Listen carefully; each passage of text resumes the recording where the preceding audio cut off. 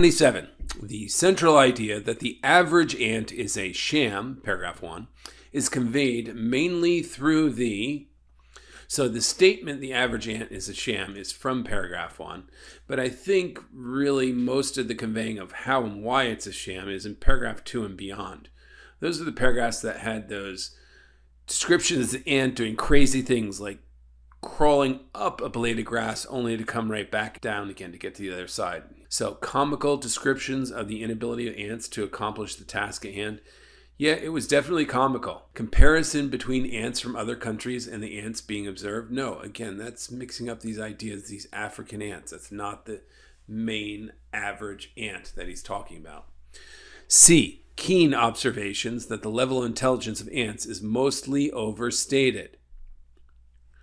Well, that is what he's doing. He's making keen observations. The ant is mostly overstated, the level of intelligence. That's really what his observations are. So hold on, I'm going to keep A and C open here. Conclusion that ants value... No, he doesn't develop a central idea through a conclusion. That makes no sense.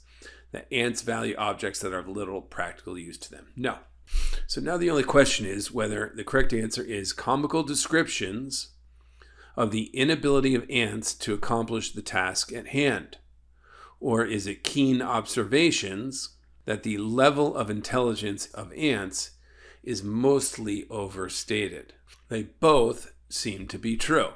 How do we differentiate? So this is a tough one to figure out. How do we generally figure out between two answer choices? We look at the differences. Differences are extreme here. It's not even sort of the same idea. He's making keen observations that the level of intelligence of ants is mostly overstated. The author does say the level of intelligence of ants is mostly overstated.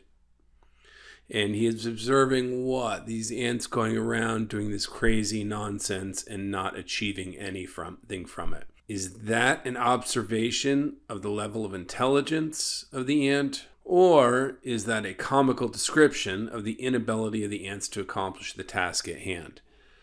This is tough. I'm not sure I would eliminate either one of these. There's nothing that jumps out at me as wrong per se. A, the comical descriptions of the inability of the ants to accomplish the task at hand. That is literally what's going on. It is set up comically. I'm going to choose A, but quite frankly, the author is making observations, and he's using these observations as a main way to develop his idea. So, really tough to eliminate C. This is a hard question as a result, but I would go with A. That's literally what's going on in his development of the text. Following a review of the official answers here, I'm not sure that clears anything up further. It says A was the correct answer. C is the wrong answer because the observations were opinionated and therefore not insightful. But they were insightful. They were keen. They were sharp. They told a lot about the ants. So I'm not sure that answer explanation is at all correct for C and why C is wrong. I still think A is the better answer, but really, quite frankly, even after the official explanation, it's not sure clear to me. It's clear to me why C is the wrong answer. It looks to be true. And it looks to answer the question. It's through observations that the author developed his ideas.